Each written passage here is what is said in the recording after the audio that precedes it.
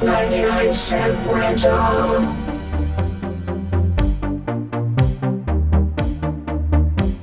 This is 99 Cent Rental. I'm your host, Brian White, and I'm joined, as always, by my co-host, Dave. Dave, how you doing over there? Oh, hello. I am pretty good. Just got back from Toronto, Canada. Oh, no shit. It was well, I didn't just get back. I know. I say this like I didn't know this. Couple days ago. It was a fine time. Got to spend a bunch of time with Johnny and Tyler. It was fun. All right. Friends of that spooky. Yep. We wandered around Toronto. Toronto, I was not totally aware of this. I kind of knew this abstractly. It is a fucking gigantic city. Yeah. Yeah, there's a reason why, like, and it looks very familiar to Americans, which is why, like, whenever you're making a movie that's set in New York or Boston, you shoot it in Toronto because it can pass for either city. Yeah, it's got a lot of neighborhoods are very distinct, but there are lots of them. And at one point, we found ourselves in a sort of a less savory part. I think it's like kind of near their financial district, like old town Toronto. So the financial district is just sucking up all that money from the surrounding areas. It was not a great place. And we walked by a group of, well, let's just say people who were down on their luck.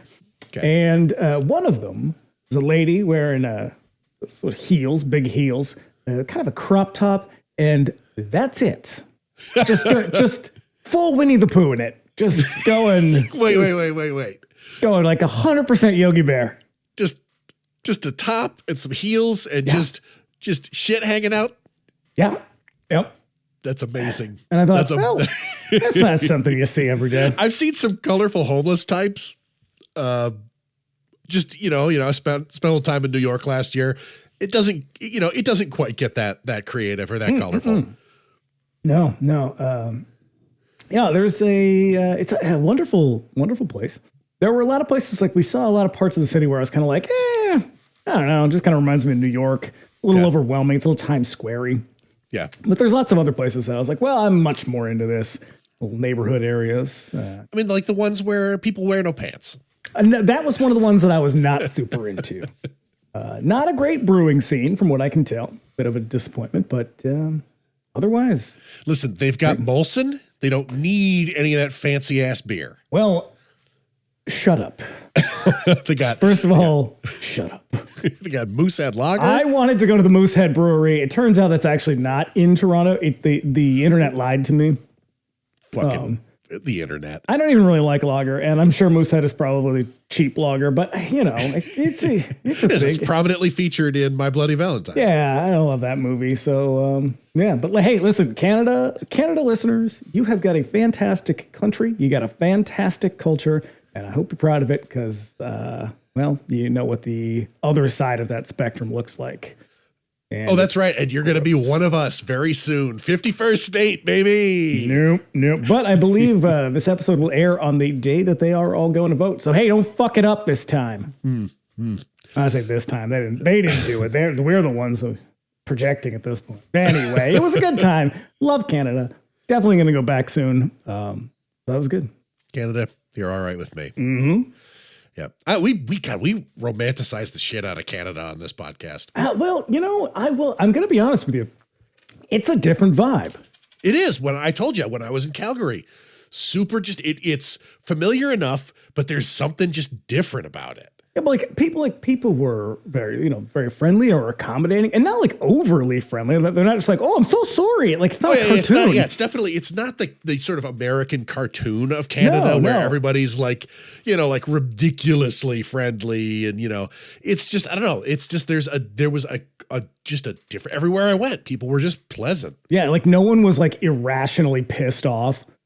Or like just raging through the streets. I'll tell you one thing I did notice is that everywhere we went, I didn't see a lot of people walking down the street looking down at their phones. Rarely did I see that happen. Which is really remarkable. It had a different symptom of America. Feeling. Had a different feeling to it.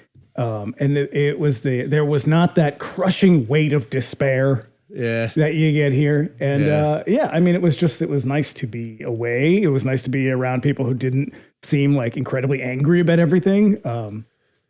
it's interesting stuff. It's a country that is super into the arts. Like they're very supportive of the arts. Dude, I'll tell you, like it was like when I was there, like I noticed there is a wonderful national pride that is sort of expressed through that I feel is totally earned. Like when we hear about, like, let's say national pride, I usually say it with a bit of fucking vitriol because I'm talking about completely unearned American exceptionalism. Yeah, it's not patriotism, quote. No. But like when I went to the National Music Museum, like it was this like really just kind of like beautiful experience because of the way that they just like are very much into like the art that that people make there. It's wonderful. It was great. Yeah. I felt very good about it. We hit up a bunch of museums. They're kind of putting female or like female identifying artists kind of front and center. A lot of Native artists and First Nations people putting their art front and center. And it's got a colonial history. It's not a nice one. But they're trying, I think, to do a little better with that. They're not, I don't know, whitewashing it and pretending it didn't happen. So yeah, I think maybe we romanticize it a little bit. Absolutely, we do actually.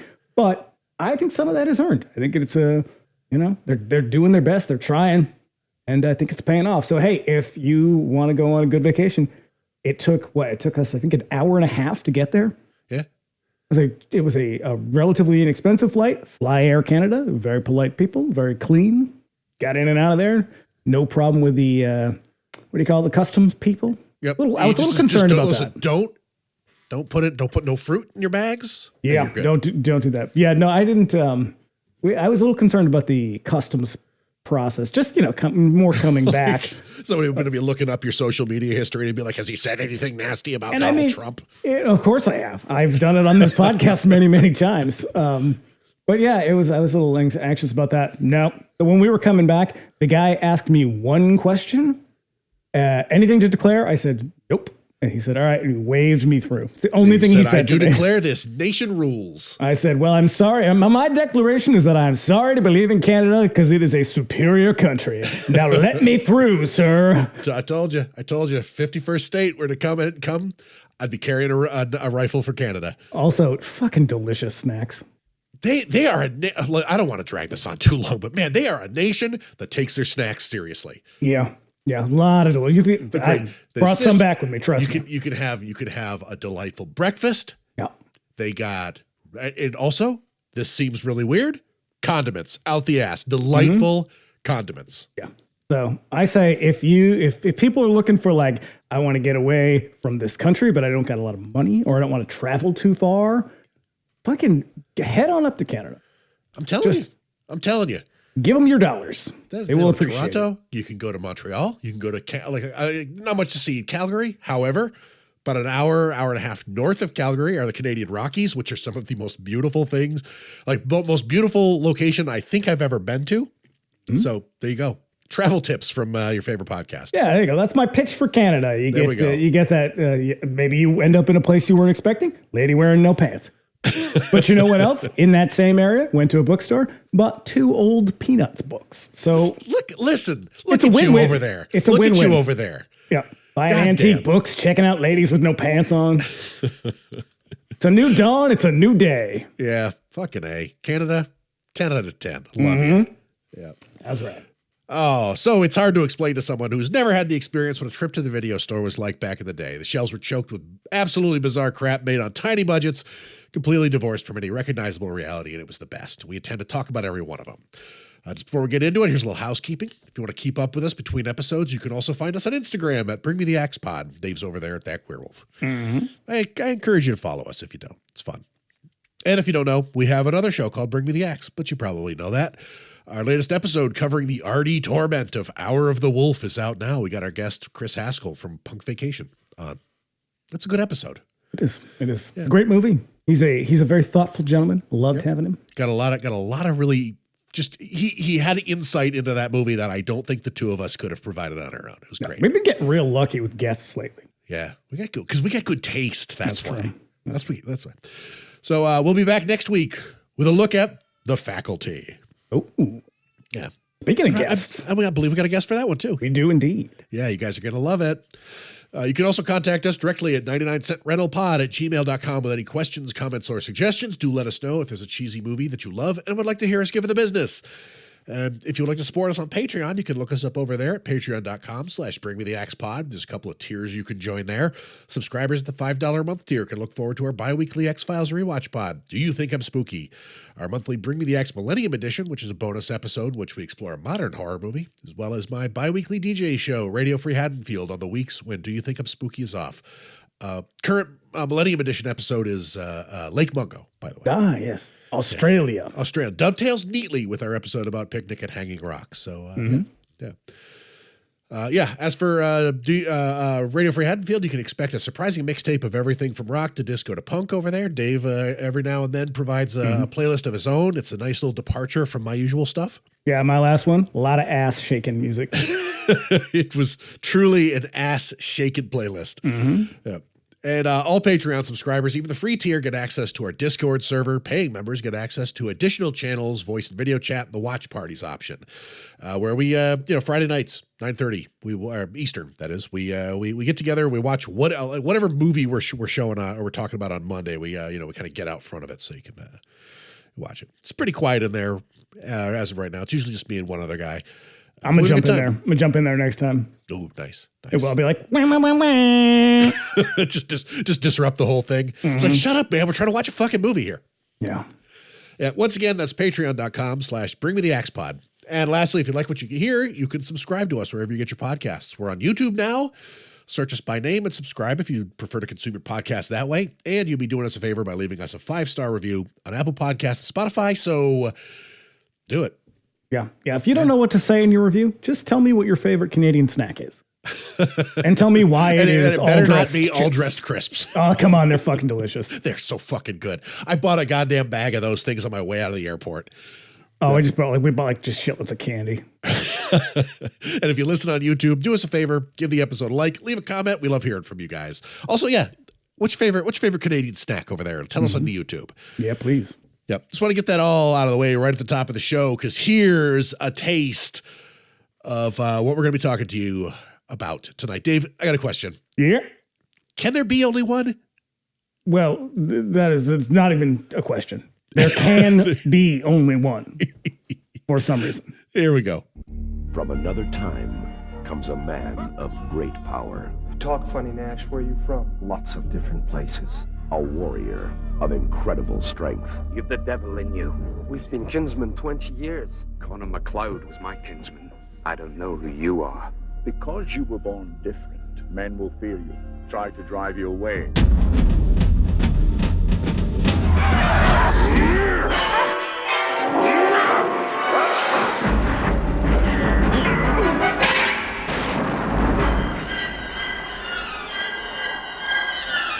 A man uncertain of his future. What you got here, Brenda, is a guy who's been creeping around since at least 1700. It's not possible. And haunted by his past.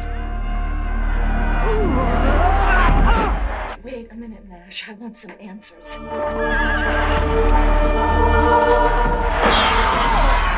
cannot die, MacLeod. I'm Connor MacLeod of the Clan MacLeod. I was born in 1518 in the village of Glenfinnan on the shores of Loch Shiel. Now I am immortal. A hero who is about to face his greatest challenge. You will always be weaker than I. What can you tell me about a 7-foot lunatic hacking away with a broadsword at 1 o'clock in the morning, New York City, 1985? Not much. For he is not alone. In the end,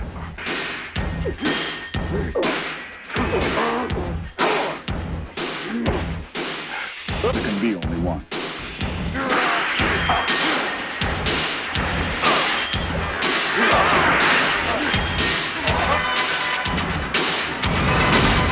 Highlander, there can be only one. Here we are, we're the princes of the universe. Here we belong, fighting for survival. We've come to be the rulers of your world. Whoo! Ay. Whoo! Ooh. What a trailer. Yeah. What a trailer. Yeah, this movie's stupid. Yes, but did you enjoy it? I might under other circumstances have enjoyed it, but no, this time around I did not. Because I readily admit that this movie is a fucking mess. Yeah. Huge one. Totally, it can't figure out where it's at. It's a music video director who's still trying to find his legs, and he can't quite get away from the music video direction. No, because that is 90% of this movie is just like quick cuts and big epic set pieces. Yeah. And fucking smoke in the background, like coming down an alley. For some reason, just like colored lighting in weird places. It's a big long music video for a bunch of Queen songs. No, and I'll tell you what, Russell Mulcahy is not a bad director. I think he's an adequate director. I think Razorback's a good movie. I think Razorback is outstanding. It's weird. It's definitely very weird. And again, it's a guy trying to figure out like how to make a fucking movie after, basically I think by the time that he made Razorback, he'd made something like 40 fucking music videos. And so like bridging that gap, because I mean, they're way, way different skill sets. I would say though, he did bridge the gap, but he definitely has consistently stuck to that style. Like I don't know how many of his movies you've seen, but like Resident Evil Extinction really comes across like I'm a huge Resident Evil movie fan for some reason. No shit. I've only seen the first one and I have no memory of it. But yeah, that one's a very kind of music video. He did a shitload of the Teen Wolf TV show. Yeah. And that is also very, from what I've seen of it. Because that was on MTV, I think. Yeah. Yeah. Yeah, so I think it's just like he probably figured out how to tone it down, but not here. He didn't. No. Let's talk. Let's run the facts down, shall we? The year was 1986, year of our Lord. We had just moved to New Hampshire. We had, as a matter of fact, yeah. So other movies that were released that year: Shanghai Surprise. You know this one? Starring Madonna and Sean Penn? Yes, because it's the movie that came out, I think, right after or right before or right after Who's That Girl? I believe it's right before Who's That Girl? They were really trying to make Madonna work as a thing, because I don't remember Desperately Seeking Susan. I just remember that it was like, Madonna's in a movie now. Can you believe it? And, then like a couple years later, she was in the Dick Tracy movie. She's been in a shitload of movies. Not a very good actor. No, that one's got a really weird plot. Also, there was so much like hype surrounding that because like she and Sean Penn were dating, I believe, and he was kind of going through a rough patch where he kept beating up photographers and shit. I love that that's like a thing he kept doing. Like for a long time. And then eventually he found liberal politics. Also that year, Deadly Friend. Oh, okay. Yeah, which we're going to have to do eventually. Speaking of movies with a weird tone. Oh boy, I would imagine Wes Craven was really high when he made that movie. Like just front to back, the entire production cycle. I think that movie's pretty fun, actually. I watched it a couple, like maybe 2 or 3 years ago after not having seen it for a very long time. It's dumb as shit.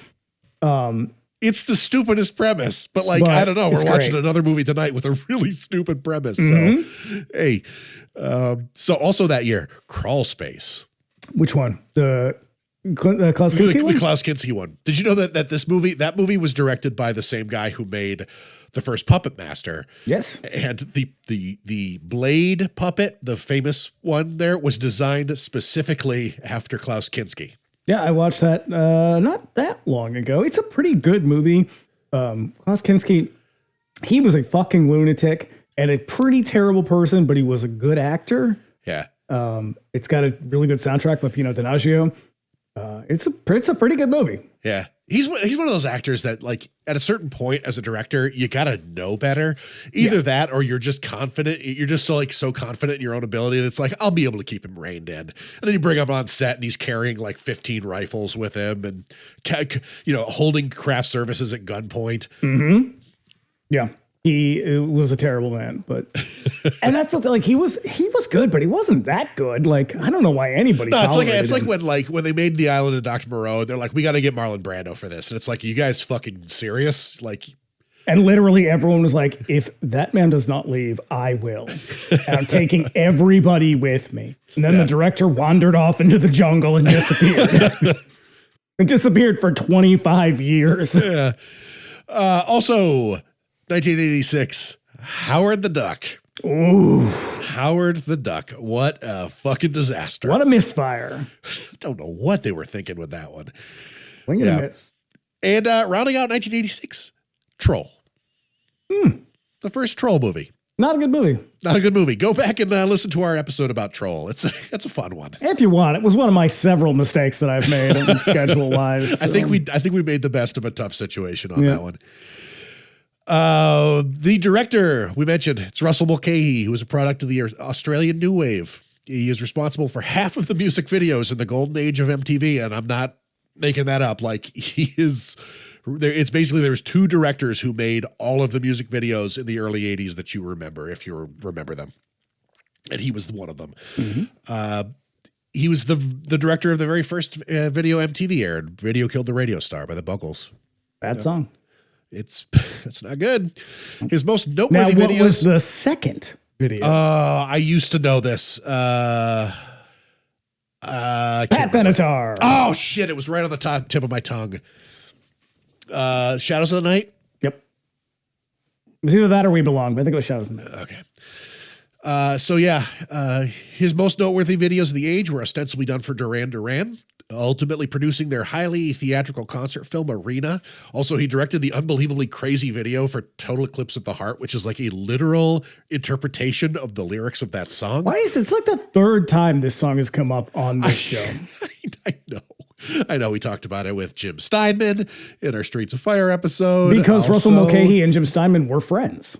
Oh, no shit. Yeah, I mean, that makes sense. I mean, he was tight with a lot of people. The entire reason Queen is on this soundtrack is because of him. Mm-hmm. Also, we mentioned Mulcahy and Total Eclipse of the Heart in our Picnic at Hanging Rock episode. In 1984, he got a shot at directing a feature in his native Australia, produced the extremely stylized, completely insane animal attack movie Razorback. I recommend it. It is something.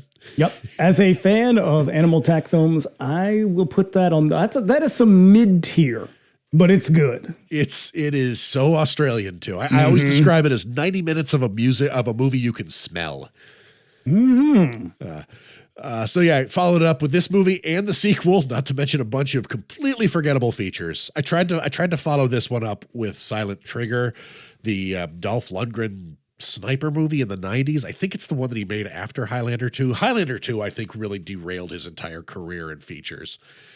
Because after that, his features are pretty fucking forgettable. He got it back. He ended up doing The Shadow, that shitty Alec Baldwin. But The Shadow was a bomb too. Yeah, but it was a big budget bomb.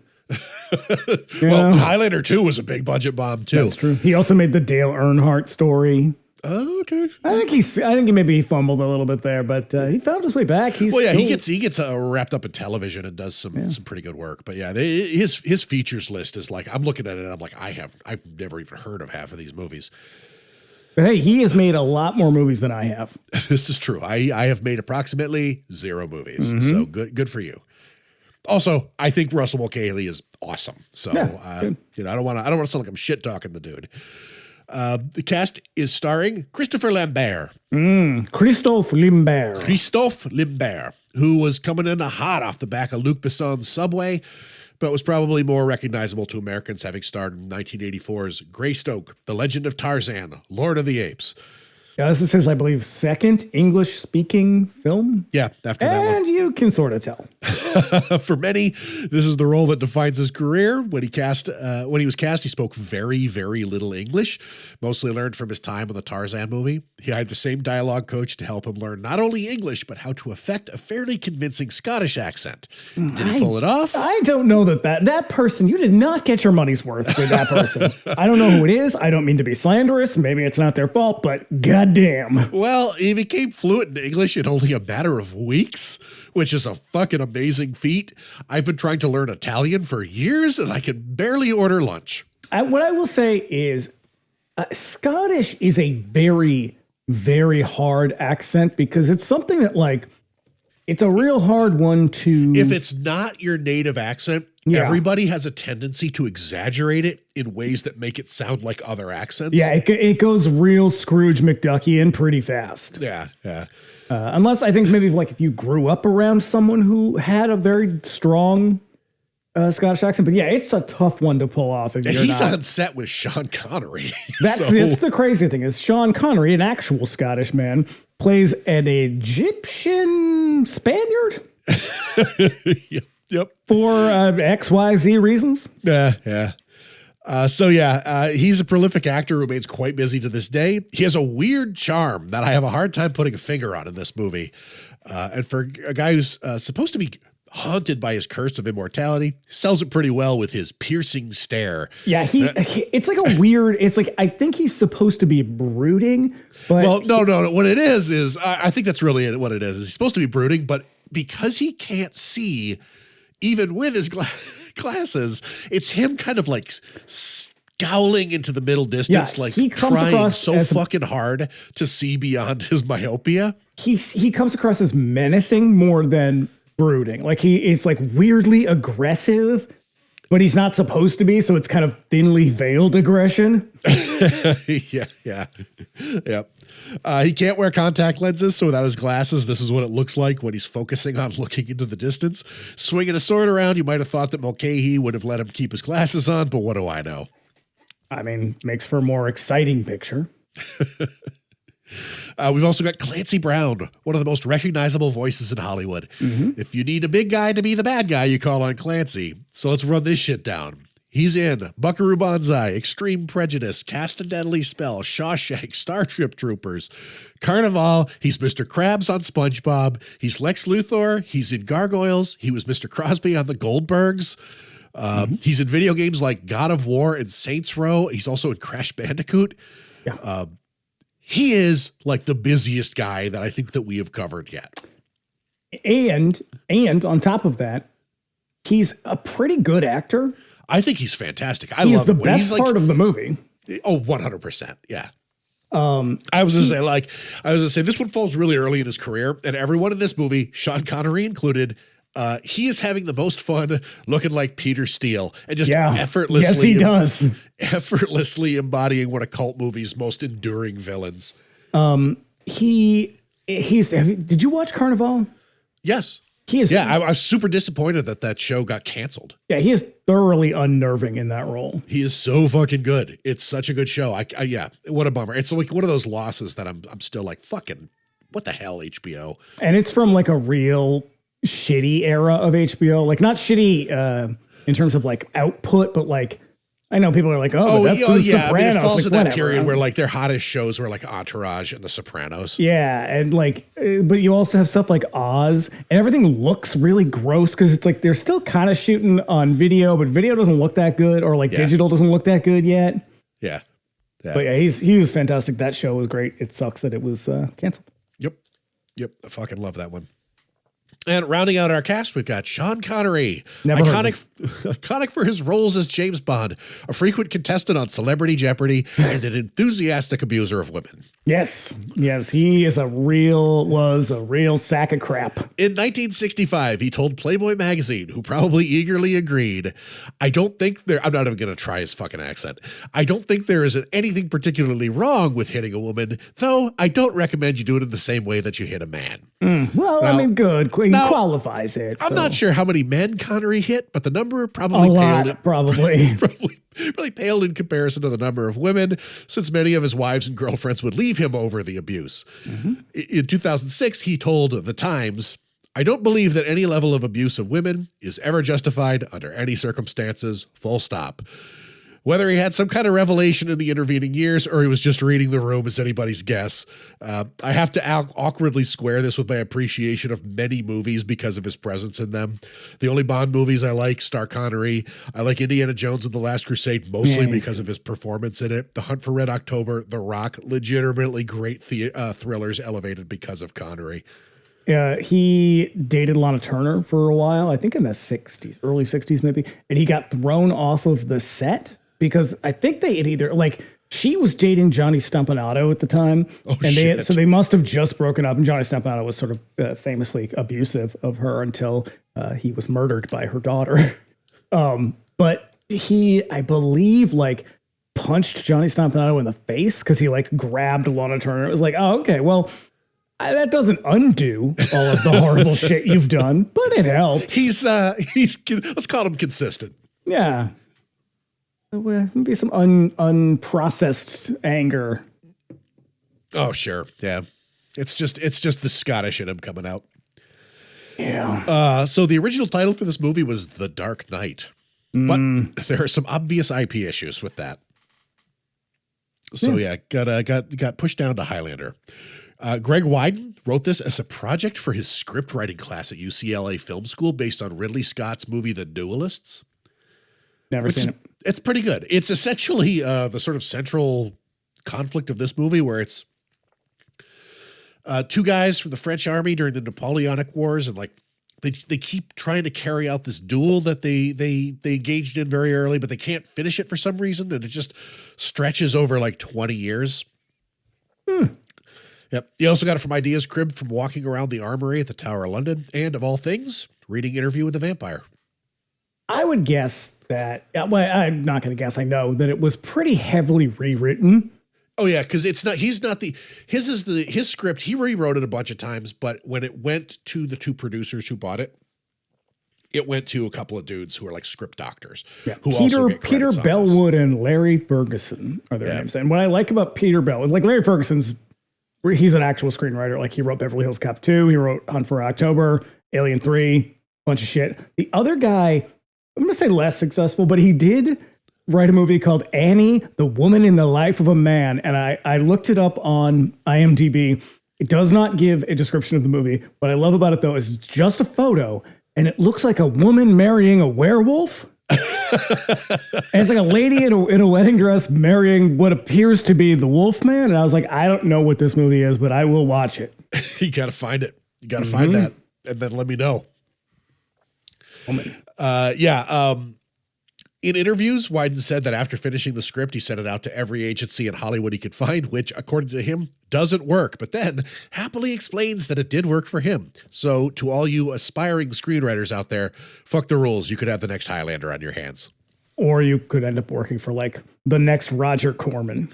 Yeah, I'm gonna talk about it just a little bit, but like his original vision for this movie, I believe, was really dumbed down by those two guys who came in. Because like the Kurgan was a much more nuanced character, and then they turned him into what he describes as Freddy Krueger. I think it's great. He's still the strongest character in the movie. But this movie is like almost plotless. I mean, it bounces around between the past and the present. So maybe a little too much, but also like I was never quite sure where. I haven't seen this before. I probably haven't seen it in, I would guess, like 30 years, but. It moves around a lot. You're never quite sure where it's going or why. And then it ends. Sure. That's over. That's all. Yeah. Remarkably, Weiden's credits list is quite small, but everything with his name on it was quite successful in its time. Though not even a little bit as impactful as Highlander. He also wrote Backdraft and the first Prod of Prophecy movie. Yeah. And that one's okay. Pretty good. Yeah. Backdraft's a pretty good action movie. If you're into the lesser Baldwins.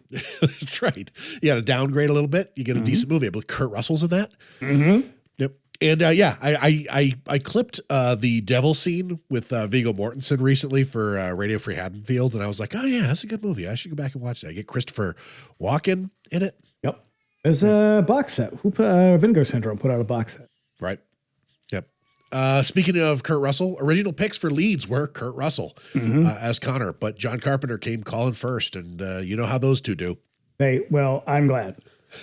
I'm glad we got Big Trouble in Little China to thank for it. There were others though. There were other alternative casting that are strange, such as Michael Douglas. I can kind of see that. I can't. Ed Harris. all right. But that's Ed Harris coming off of Knight Riders and Crusoe, so it's like I can sort of see it. Maybe. Yeah. Who else we got? Kevin Costner. Yeah. These are some real fucking duds. Mickey Rourke. Oh, that I could definitely see, but I'm so glad we didn't get that one. Mel Gibson. Yeah. William Hurt was a strange one. Huh. Yeah, there was a lot of weird alternative casting stuff, like the role of what's his name, the Clancy Brown.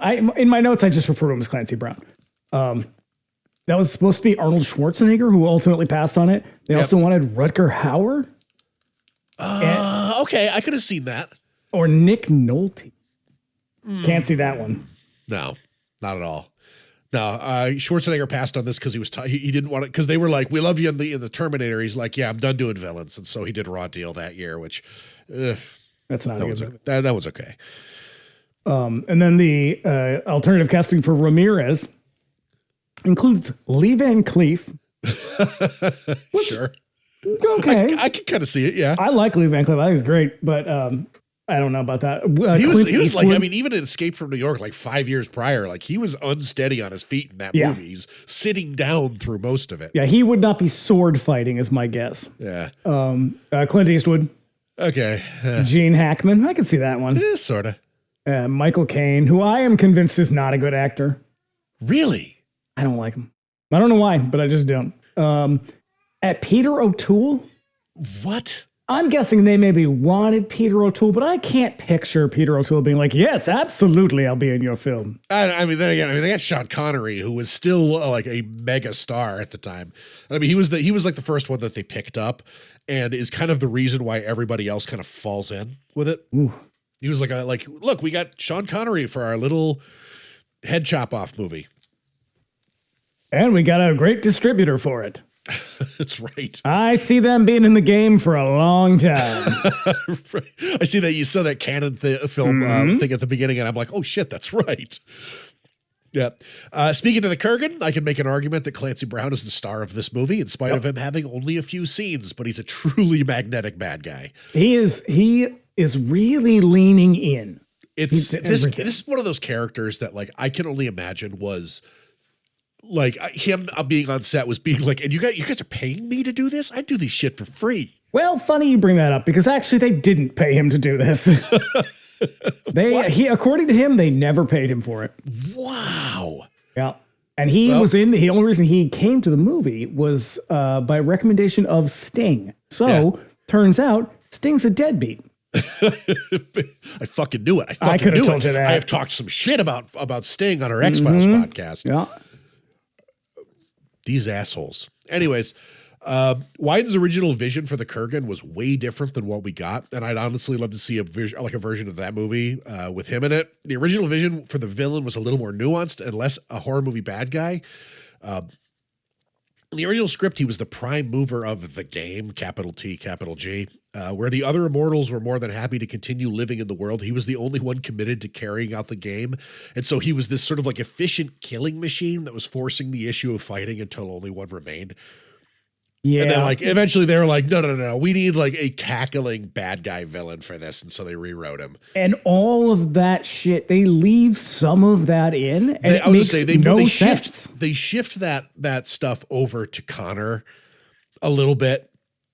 Yeah, it just doesn't make any sense. It's like, so all of a sudden there's like this weird, I don't know, immortal Kumite, and maybe it's coming. It doesn't make sense. None of it makes any sense. Shifting that over to Connor does really kind of dilute it, because I mean, ultimately the movie is about the game, about getting the prize. But like by the time the movie, that is all sort of resolved, you still don't know what the fuck the quickening is. You don't know what the prize is really.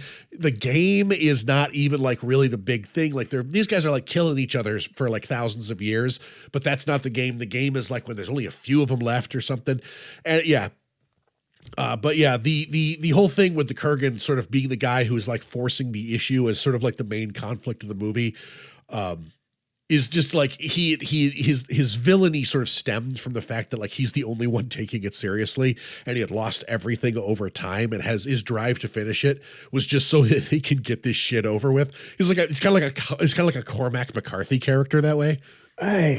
But leaving, they may as well just taken all of that out because it gets so confusing. Where I'm like, wait, what? What are they talking about? And then they don't come back to it until like the very end, and even then, it's like, what? I know. I forgot all about that.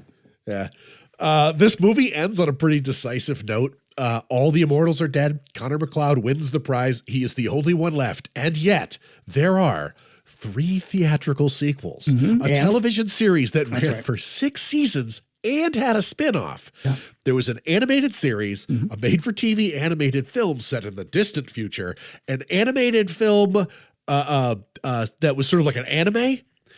There were 9 novels, 5 comic book series, and 2 video games. I was trying to figure out, as I do with these when we do these movies, is what, because when we talk about, like, I guess movies in general, they usually, they're all kind of born out of the whatever's happening in the zeitgeist thing. But like cult films and exploitation films in particular, not that this is one, but just broadly speaking, they usually come about for a reason. They're trying to cash in on something, or they're responding to something. And I was like, so what are they trying? Like, what is this? This was not an exploitation movie. No, not even a little. I think that it was probably very attractive to whatever it was. EMI, I think, is the company that picked it up. It's just because it's a very clumsy collision of a bunch of tropes that just are just kind of fun on their own. So why not cram them into one movie? So I can say this confidently, is that up to this point, there's nothing like this movie. I'll put a pin in that. Trust me, I got a good one for that. But what I kind of landed on was like, I guess it's a little Star Warsy, it's a little Star Trekky, like it's nerd culture, and at a time when nerd culture is sort of at its peak. Being that I was deep in the weeds on that shit, particularly in the 1990s, this had to be the most annoying fandom that I encountered. And you could spot these guys a mile away. And I don't know why. Because they could explain the game to you. They could. Oh, yeah, because they'd read all the fucking novels. They read the novelization of the book, or of the movie. They'd seen all the sequels. They'd read the fucking comic books. They were probably writing their own fan fiction.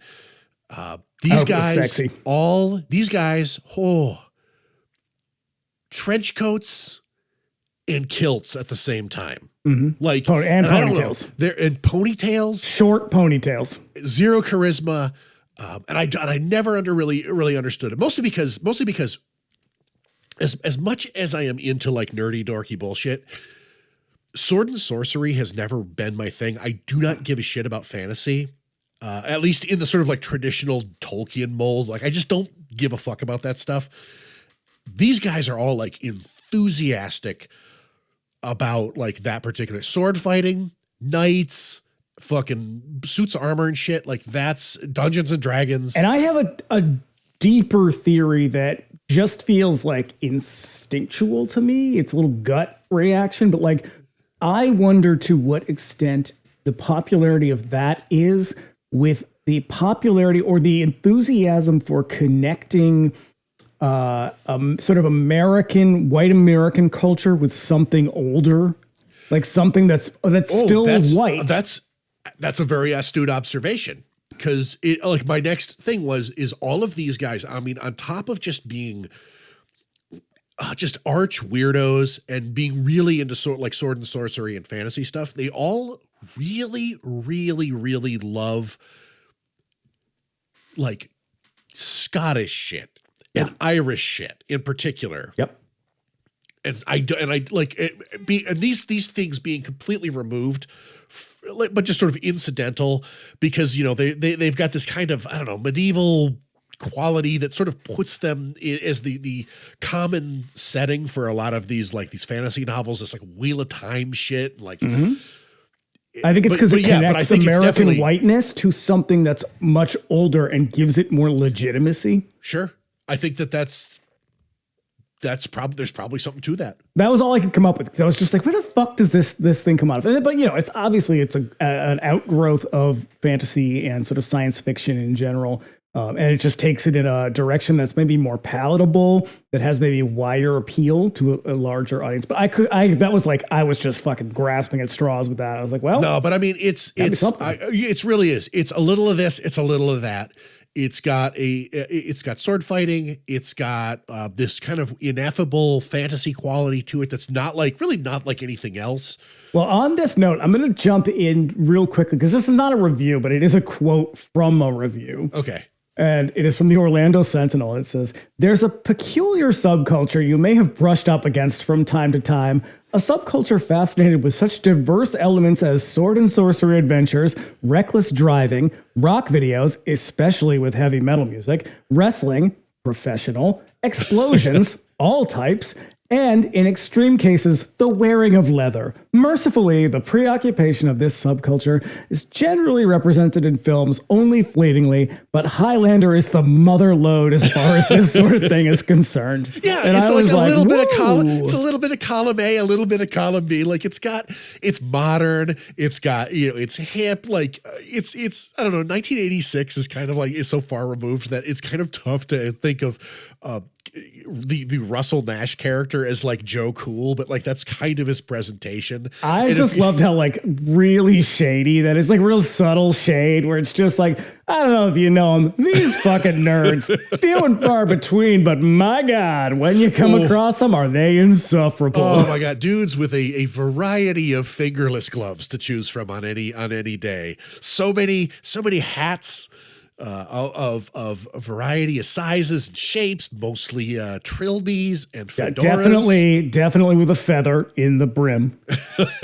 They have big peacock feather. Numerous variations of kilts. They've probably got at least 2 utility kilts. Mm-hmm. They've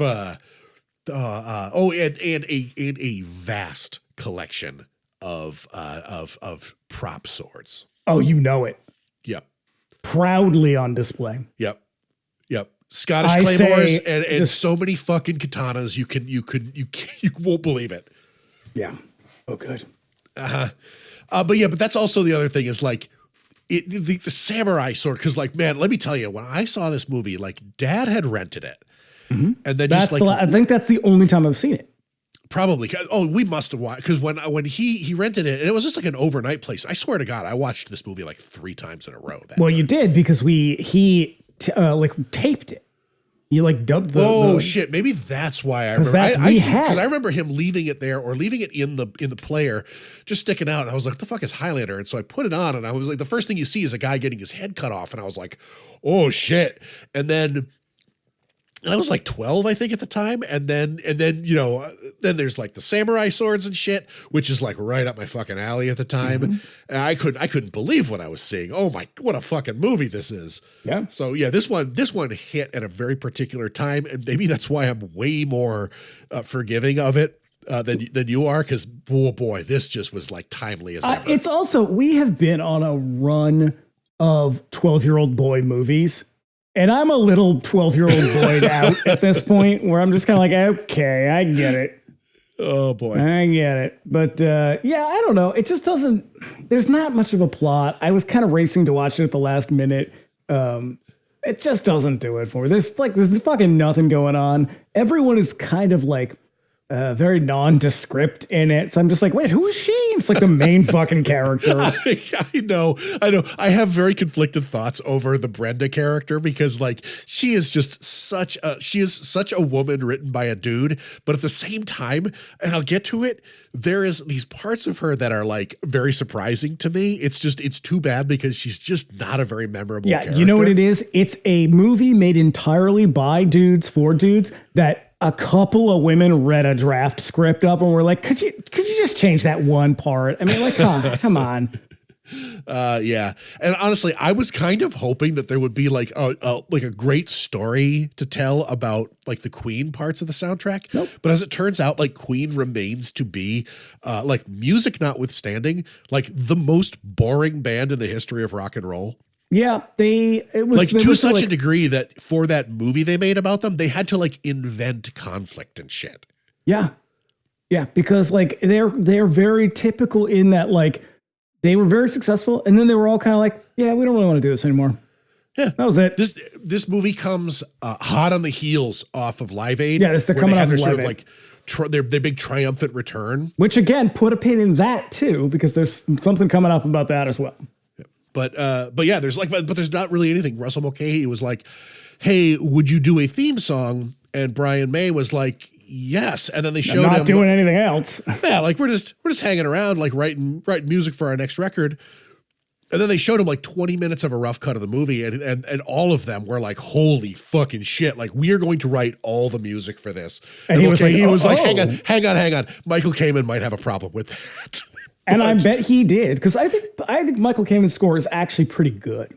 It's a little intrusive at times, but it's pretty great. But also it blends like motifs from the Queen song, so like they were very clearly working together on this. It's a really interesting way. I think he's an underappreciated composer. Obviously, he's very successful, but like I don't think he gets the credit he deserves. He's very good at what he does. Yeah, it's quite prolific. I mean, particularly this period and into the 90s as well. So, yep. I mean, what do you got? Well, I do want to hit you with a great the casting. I found a thing on. I was looking at the IMDb page. There's a quote from the IMDb trivia section. It's according to Hulk Hogan, he was offered the part of Connor McLeod, but he turned it down in order to focus on his wrestling career. Though, as with many of Hogan's stories, this is apocryphal at best. This is like when Alex Jones tries to tell everybody that Disney wanted him for Star-Lord. Yeah, it's just like, this is apocryphal. Like, did you just come into the IMDb trivia section to just kind of take a shot at Hulk Hogan? I mean, that quote was written by Macho Man Randy Savage. Yeah, it was. Written by the Iron Sheik. The Iron Sheik. But you know how he was. Real piece of shit liar. The Iron Sheik whose final tweet before his death was all caps, "Fuck Hogan." Yes. God bless that man. He was Put incredible. it on his fucking tombstone. Well, as you know, the critics were not that impressed with this film. As I told you earlier, for the most part, a lot of the reviews were like, Russell Mulcahy set out to make a movie, and a movie he did make. It is playing in these theaters. I do. It doesn't give you much to work with in this context, but I do love a critical shrug of the shoulders. Yeah, I'm just kind of like, well, I guess if you like swords, there's a bunch of swords. Hey, do you like movies? Because they made a movie here. So here, this is a Boston Globe, J-Car. Highlander, a sword and sorcery shambles that shuttles spastically between 16th century Scotland and present-day Manhattan, has some wonderful scenery and crackling special effects. The steep, mist-flecked Scottish Highlands, in fact, look so good that you wish the film had kept its characters off them. Oh, fuck. Yep. Here is the Bill Cosford Miami Herald. Mulcahy has style to burn, but he may well have used the script to light it, for Highlander almost never makes any sense. A number of songs by Queen, by no means the hottest group in town, are used as a kind of aging connective tissue. Oh, God, now, be nice. I added that because it's like they actually kind of were in that moment. Now, they wouldn't have been had it not been, because they got back together to do Live Aid. Yeah. And then the result was so sort of tremendous that they were like, well, goddamn. And unfortunately, it didn't work out that way for reasons we all know. Well, yeah, I mean, I'll say their last record, it wouldn't have gone anywhere anyway. Like, that was a triumphant return that people were excited about, but like that, the way the music industry was trending, it was not going in the way of No, definitely. Because I mean, music was getting harder, and it was going sort of the Guns band N' that Roses. informed all those bands that were getting big at the time. I'll say this: I mean, like the last single, that the show must go on song, that'll put a fucking tear in your eye. But yeah, no, I get you. Queen is sort of on the wane, as they say. But I think just to kind of like take that shot at them, it's a little weird, but whatever. Yeah, it's like, God, be fucking nice. What are you doing over there? My girl Sheila, LA Oh, Times. shit, She okay. couldn't. I was like, I bet she's coming out hard for Christopher Lambert. No, even Sheila was uncharacteristically understated. Oh no. In spite of a sturdy cast and dazzling production design, Highlander is stultifyingly, jaw-droppingly, achingly awful. No cast in the world could surmount this. The most you can hope for is a straight face and the glimmer of a sense of humor, which the cast struggle to hang on to. Yeah. There is a really great line. I couldn't figure out how to make it work in, taking it out of context, but it was about her rolling her eyes. It was a heads roll and eyes roll too comment, but I couldn't fit it in a way that didn't sound incredibly clumsy. I'm a little disappointed in that review. Yeah. And lastly, oh no, I already read you that one. So here, lastly is the variety one. It says Lambert looks and acts a lot better in a tartan than as a nearly nonverbal antiques dealer. Clancy Brown never seems to frighten, whether as the supposedly terrifying Kurgan or as the shaven-headed punker. Nobody liked the fucking movie. And for justifiable reasons. Like, it's not good. In spite of that like laundry list of just like legacy media related to this, like the fucking sequels and the comic books and the shit, this movie I think made like $13 million on like a $20 million budget. Yeah, it was $19 million. Yeah, like it was a theatrical failure. It was a hit in Europe, but in America, nobody fucking saw it. Nobody gave a shit. It didn't catch fire until video. Yeah. And that's why they do that. Then eventually, like, they bring Mulcahy back to make Highlander 2, which I do not foresee a time when we will ever do that movie. That movie makes, if you think this movie makes no sense, that movie is just an incomprehensible. Well, yeah, because they bring back a character who is very clearly dead in this one. Oh, and they try to explain the things like really, really. That movie is like, it was made by somebody who just got like hit on the head with a fucking falling piano or something. Yeah, it's one of those ones where it finds its audience probably, I'm going to guess, home video, but my guess is probably more HBO.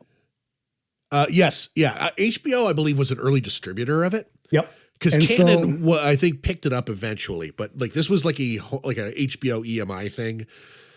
Yeah, for sure, 100%. But it's one of those where like it's not particularly good. It was just like people have a sentimental attachment to it. It's probably a repeated viewing thing. Like it's shit that was crammed down our throats so often that we were just kind of like, all right, fine, it's okay as movies go. Yeah. Sheila Benson was right. If you wanted a movie, there you go. Tremendously, and I cannot fucking stand the fans. So I didn't even know it had a fandom like that. Like I knew it has fans. I just didn't know it had like a dedicated fandom. Yeah, it's crazy. Have you ever seen, like, we've talked about the Goldbergs in the past on this. Have you ever seen the episode that they did about this movie?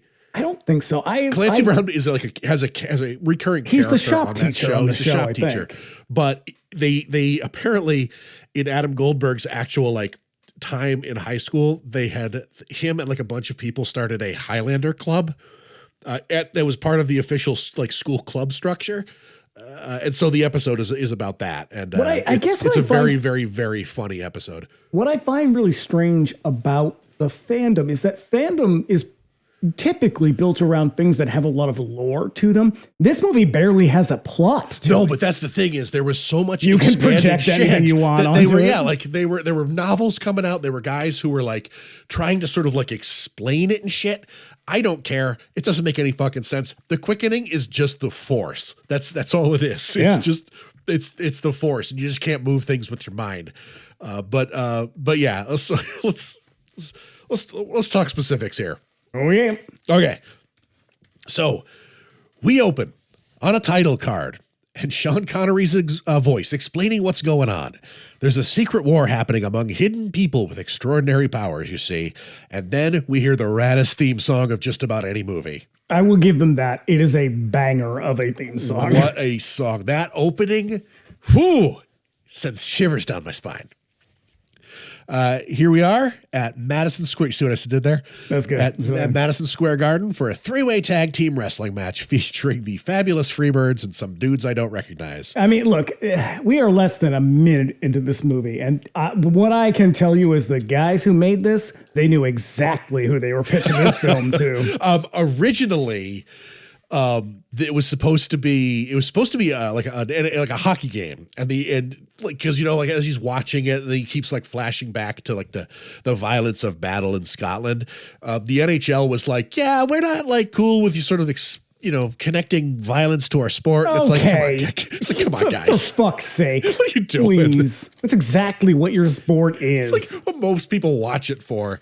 But we do see what I think is really there's a fun fact for you. So this shot that we get from the big swooping shot across. Oh, it's so cool. They do this shot with that camera, that rigging system, which is like a mechanical rigging system that controls, I think, 4 or 5 cameras at once on wires. Yeah. It's like that one that kind of like flies over the football field. Yeah, like games. When we went to see Metallica, they had one of those. It's like you see it in big places like that where it's being kind of broadcast out to other places. But the guy who invented that is this guy Garrett Brown, same dude who invented the Steadicam. Fucking A. Yeah. He's a genius. He is. And I was like, man, there was a time when like this dude was sitting around and he was like, you know what? This is good, but I think we could be better at this. And I was like, and like just for the sake of art, that is at this point, that is the most un-American thing you can think. But he was just like, I think we should make this better for people. Yeah. Now they'd be like, yeah, but here's what we should really do. We should make it crappier and charge them more money for it. We should charge them a monthly fee just to use it. Yeah, and then a couple years down the road, we'll put some advertisements in it. We'll make them charge more. And then we'll go to their house and kick them in the balls. Mm-hmm. So yeah, it's just like, well, fucking, hey, that guy is awesome. Yeah. Yeah, he so was we also swoop up into the stands of cheering people, just loving the hot wrestling action. Well, no, almost all of them are. One man. Settle on a dude who looks like he'd rather be literally anywhere else. And he's our main... This is Christopher Lambert. Like, are we just to assume that Christopher Lambert just went by himself to this wrestling match? That's my only instinct here is that. And then he just sits there in some weird fugue state while everyone around him is screaming in his ear. Yep. He's our main guy. And how do we know? That's because there's a Dracula-style band of light highlighting his steely gaze. Mm-hmm. He's looking away from the action because it's not like Christopher Lambert could see the wrestling anyway. Nope. So now we flash back to medieval Scotland and dudes battling in kilts and shit. It's meant to remind him of the violence of battle or something. Connor McLeod, our haunted guy in the stands, makes his way down to the parking garage and snoops around looking for something or someone. What is he looking for? He's looking for the fucking dude who's looking for him. Okay. That's why he's there. He's drawn there. Cause like when they get near each other. Oh, his Highlander sense gets all tingly. Yeah. Yeah. He's got like smelly lines around his head. Yeah. He's hot or his head smells or something. God damn it. I knew you'd pick that up. Yeah. Well. A dude in a suit and mirror shades steps out and calls him, and then he attacks him with a sword. So this is Facile. Yep. And Facile is played by the stunt coordinator in this movie. Yeah, guy named Peter Diamond.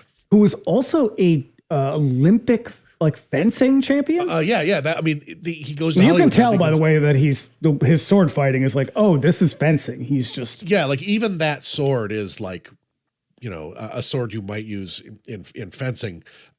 He worked on a lot of shit, but it's worth knowing that he's the Tusken Raider in Star Wars that attacks Luke right before Obi-Wan shows up. He's also the guy in Vader's suit in Empire and Jedi during the big lightsaber fights. So yeah, which I will tell you, this dude does not look like. I mean, this is '86. He's a little bit older, but he does not look like he is going to be moving around that fast. No, he's a remarkably middle-aged guy. Yeah, and there's something about and he's just wearing his suit. Like he's very, what's his name? Who's the guy in The Matrix? What's that fucking dude's name? Neo? No, the Australian Agent guy. Smith. Yeah, what's his name? That's a little bit like him. God damn it. You had to put me on the spot. His daughter's an actor. Hugo Weaving. That's right. And so he's just wearing a suit. Just looks like that dude. He's got sunglasses on. He's got big Ray-Bans on or whatever. And Christophe Lambert is wearing a trench coat that is sort of tightly cinched at the waist. He's got on like some real fucking dad jeans and like those real basic like Adidas joggers, white sneakers. And like, this guy is looking like a kind of budget Bronson Pinchot. He's not very intimidating at all. Yep. McLeod draws his sword from his trench coat, which we are also to assume that he had up there at the wrestling match. Yep. They do battle. It was the 80s. You know, they didn't check you for weapons. You could just bring you that didn't have shit to to take off your shoes when you got on a plane. It was the good old days. They do battle, crossing swords, sparks showering all over the place whenever they hit anything. So the way apparently the way they did that was the sword has a cord attached to it, and then it runs. That's probably why they're both wearing jackets. It's because it runs down the sleeve, and they're connected to car batteries. Oh damn! Yeah, and so every time they would connect, they would create this lightning arc, this arc of energy that would blow off these sparks. It's like, I think in his head, it probably was a little more glorious. It's still pretty cool though. I love it. I am surprised nobody fucking died. But yep. And whenever they touch anything, cars, swords, assorted other set dressings, everything's blowing up. And then like someone who is clearly not facile does a bunch of backflips for some reason. Like a just explicitly unnecessary amount of backflips. Yeah. And it's sort of like it's one of those moments where you could tell it is not the same person. It's like that. There's a great episode of The Golden Girls where Rose is like in a dance contest or something, and she's doing all these amazing dance moves. And at a certain point, like you could tell this is they cut you a wide shot from behind and you're like, that ain't her. It is a man in a wig, and it is so so obvious. Yeah. So Connor recovers his sword, and the lights flicker, and the sprinkler systems pour water over the fight scene to make it more dramatic. And I won't lie, it's fucking awesome. Yeah, this is probably the best scene in the movie. Oh no, I think the ending is the best scene in the movie. But this is a real banger. Like, this is chiefly reason number one why I, at 12 years old, was like, "What am I watching right now?" They fight some more. But this time, Connor knocks the dude's sword away and then chops his head off and buries his sword in a nearby cement column. There's a beat of silence. Then all the cars and electrical shit start going nuts as Connor is enveloped in light and wind. This victory roar. Just fucking windy in there. Windows blow up, hoods go flying, everything blows up as he's overtaken by a mysterious power. Then it all calms down. We hear sirens in the distance. So Connor beats it, stashes his sword in the scaffolding above. There's a sweet rising cut transition, which I love these. They're going to do this a bunch of times. These fucking transitions these are so very cool. Whoever did the editing on this did a fucking killer job with some of this stuff. These transitions are seamless. Yeah. We transition back to medieval Scotland as Connor MacLeod leads his clan for the first time against their sworn enemy, the Frasers.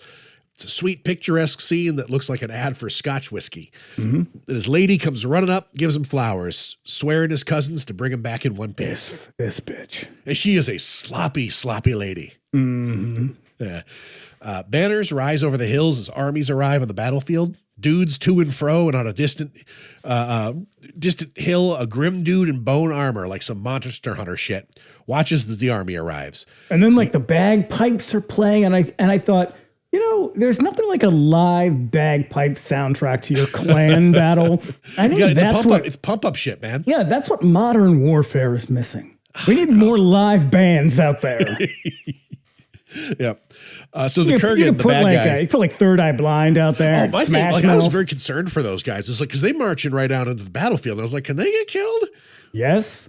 That's like in like the Civil War, like 10-year-old boys were being cut down in battle because they were like the fucking band drummer or whatever. the fife player is like 8 years old. America's got to fucking spoil everything, man. Like, we could have a sweet like war band, but nope, we got to send children. No, and you know what? Do you think that happened in Kent? Well, yes, it did. It probably did. Probably did. It's the same battle, basically. Yeah. The bad guy in the bone armor, the Kurgan, he has a deal with the Frasers. Only he can fight Connor.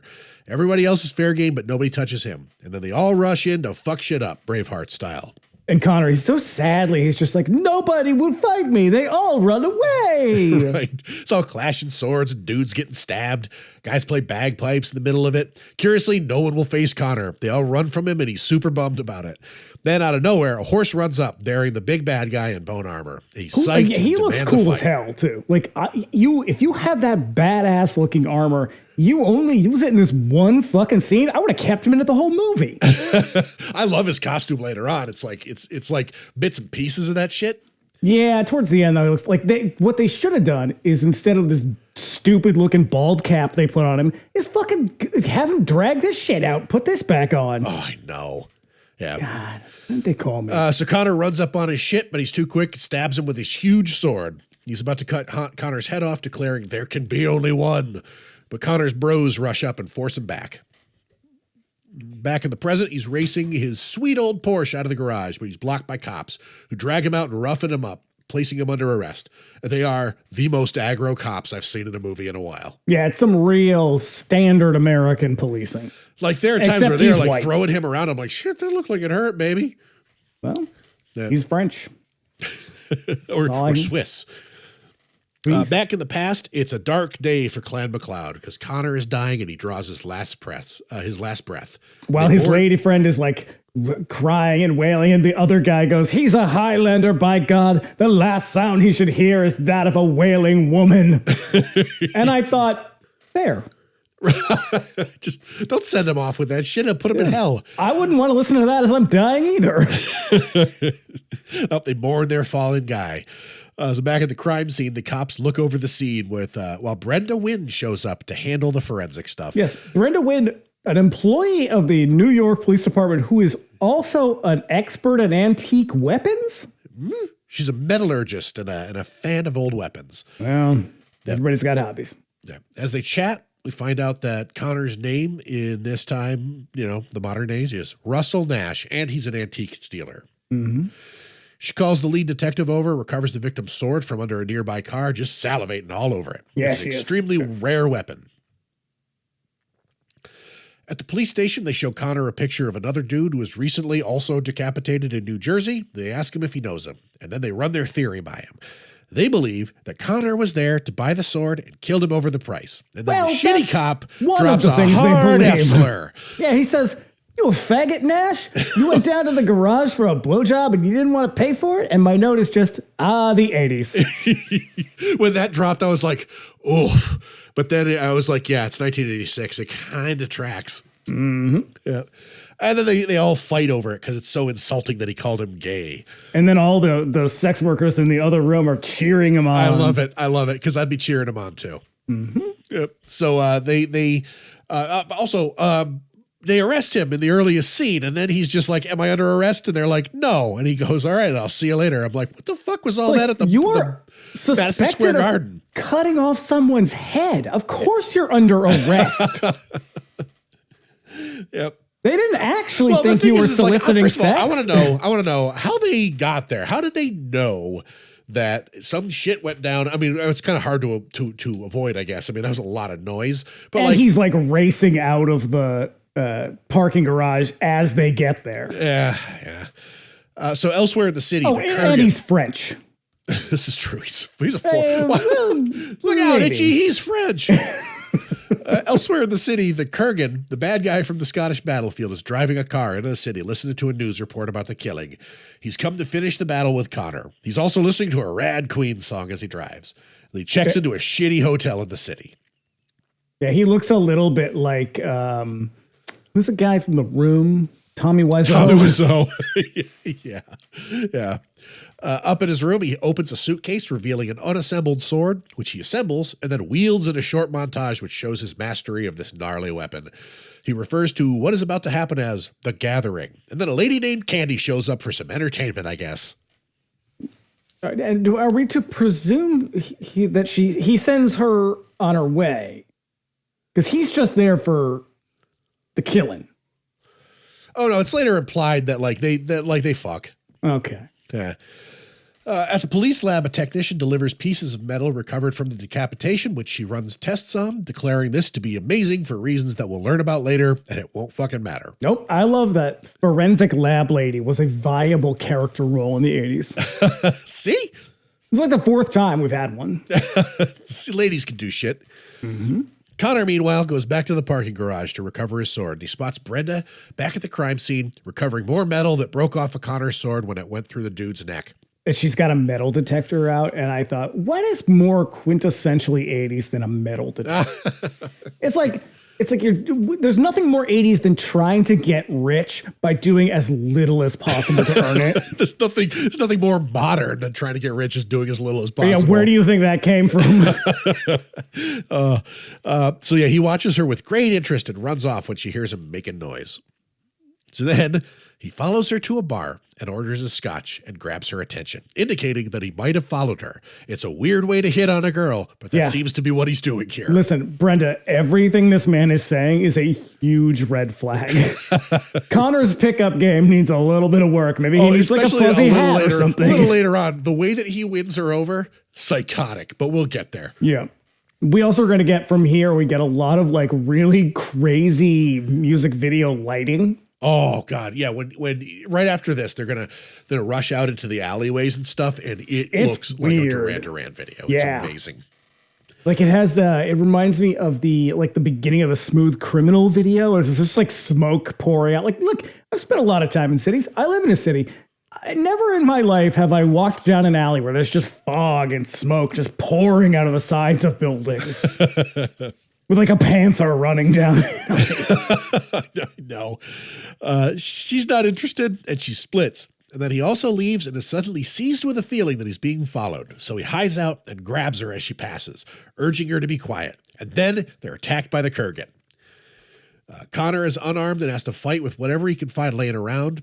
Brenda throws him a pipe and he disarms the Kurgan with it. They battle until a police helicopter arrives and breaks up the action. And then they run, and Brenda grabs him, asking him questions about what she heard, but he chases her off. Back in the past, everyone is gathered at the pub, talking about how Connor is up and around when he was definitely dead last time they saw him. I feel like this is like a real scathing indictment of Scottish people.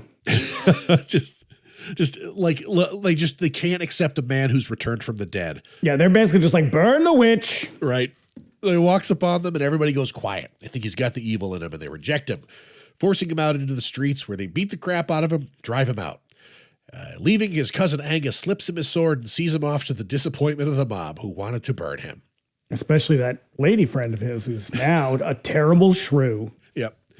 So sadly, he walks out into the Highland. And then we get that sweet transition of him like in close up and the transition to the mural of the Mona Lisa. It's so fucking good. It's like, it's super smooth. It's cool. Yeah. I fucking love that shit. Back in the city, he goes to his sweet 80s apartment, stepping into his inner oh my God, it looks like the fucking showroom of a sharper image. Let's talk about those matte paintings outside the window that look like a child was asked to draw the Warner Studio lot. No, I have the 4K of this. It's not a matte painting. It's like they built a little model skyline out there to sort of give bad. It's so bad. It must have been like, when they saw it in like dailies and shit, like on 35, they were probably like, it's adequate. Nobody's paying attention. But like in modern age, high def, you could tell.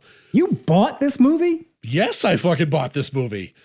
And I'll tell you what, the 4K of it is shit. I mean, I say that like I don't own some of the worst fucking movies ever made. You paid money for Hellmaster. I paid $5 for Hellmaster. Still. And then I think I donated it to you sent that one to me. Okay. Well, I donated it to somebody. I bought this. This movie cost me like $10 in 4K. So like, it's not like I spent that. I mean, I literally just bought the 2K version of Terror Out of the Sky, a television film about killer bees from the 70s. No, I mostly just wanted it because there's like a lot of extras on it and shit. And so it was like great research material. But back to the movie. He's stepping into his inner sanctum full of weapons, armor, and cool antique shit. And then he flashes back to Scotland after his banishment, where he's settled away from society with his lady Heather, and they are in love. Yeah, she's like, hey, I brought you some pie and ale. And I thought, pie and ale sounds fantastic. See? Fucking, he's got it going on. He's got it made. They go up in the hills and they kick it, but they're suddenly interrupted by a cavalier dude on a horse who is kind enough to let them finish before busting in. And he is just sweaty and hammy. And He is Juan Sanchez Villalobos Ramirez and doesn't even bother with an accent. Nope. Though I suppose that would have been weird too. Don't worry about it. He's actually Egyptian, which presents its own set of problems. Just go with me on this. He knows Connor and his background. Connor is overtaken by a mysterious pain and gets struck by lightning a bunch of times. And then Ramirez that's his tingly Highlander sense. That's right. So Ramirez explains that it's the quickening, and don't worry about that too much. It's explained. It isn't explained very well anyways. It's just immortals detecting one another. So now Brenda goes back to the police station to have lunch. So this is what I mean. Back and forth. But you gotta stay there for a little bit longer because all the fucking times, and it's not done poorly. Like the transition back and forth is fine. It's just that they're doing it too often. And in doing it that many times, we're never in one space long enough to actually develop any of the character because you're basically trying to build out two storylines at the same time. I'll give you that. Because I definitely noticed that, like, giving it the sort of scrutiny that we usually do. Like, there were times when I was like, what the fuck? Like, because eventually we're going to get a long, like, training scene. And they spend, like, 30 fucking minutes in Scotland where before, like, these are bites, like a minute, 90 seconds of, like, good times with Heather back in the past in Scotland, and then yanks you back into the present. Yeah, like, do this shit like 3-4 times max. Right. And the thing is like in either part, like really they're only building out Connor. Right. Really. And like everybody else is just completely incidental. Wait a minute. Do you mean to tell me that the female characters in this movie are poorly drawn? You said characters plural? No, sorry. There are two women in this movie. But you wouldn't know it. She goes to the police station to have lunch with the lead detective on the head chopping case, and then she distracts him real quick to have a chance to look at the case file. Yeah, because he's like, what do you mean I'm so underwater here? I got this guy, his Vietnamese neighbor ate his dog. Oh, God, that line Yikes. too. Yikes. Yep. They're eating the cats. They're eating the dogs. They're eating the pets in Springfield. Oh, dear God. I appreciate you doing the accent. Yeah. Connor, meanwhile, sharpens his sword at home, looking over a book about metallurgy and swords, authored by Brenda. And then he happily flashes back to training with Ramirez on a boat. And again, this is like another one of those awesome transitions. This is the one with the fish tank. And that one I think is particularly good. Because, I mean, they really, like, I know we're making a lot out of these, but they are probably the best I've ever seen. They're extremely, this is like the shit that really sort of like is Mulcahy, like, putting his name on shit. Because, like, nobody's done this. Enzo Castellari has done stuff similar to it in his fucking crappy Bronx Warriors movies. But like, I mean, you gotta like, you storyboard this shit real hard, so you know exactly what you're going from one scene to the next, and it's gotta be perfect. These transitions are so good and so seamless and so inventive that they had to have practiced these and planned them very closely. But I would say of anything in this dumbass movie, these are actually a pretty big achievement. Yeah, I'll give you that. Yeah. They talk about haggis, which is what I was hinting to about disgusting food when you were talking about eating a horse. I've had that. And I will say I did not eat a horse. No. Our brother-in-law ate a horse. And I don't think he ate the horse. I think he ate horse meat. You know, I actually don't know the specifics of it. Nick, did you eat a whole horse or was it just a horse burger? Tell us in the comments. I know he's listening. I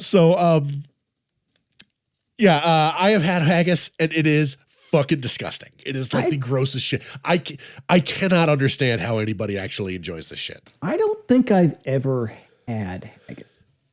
And you'd be hard pressed to fucking find it because like nobody's served that shit. It comes in a can mostly. Like if you wanted to get it, if you were like, I'm gonna go to the store and get some fucking haggis for some reason, I think you'd have to go to like a specialty foods shop and they would probably have it in a can if they had it at all. There's a Freemason thing called Burns dinner, which is it's a Scottish ritual thing. Yeah, it's a stonecutter thing. You wouldn't get it. You know. We made very secret. We made Steve Gutenberg a star, That's basically.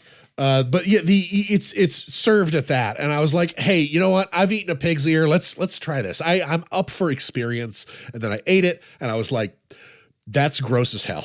I don't know. I don't think I've ever eaten anything that would. I've had guinea pig before. What?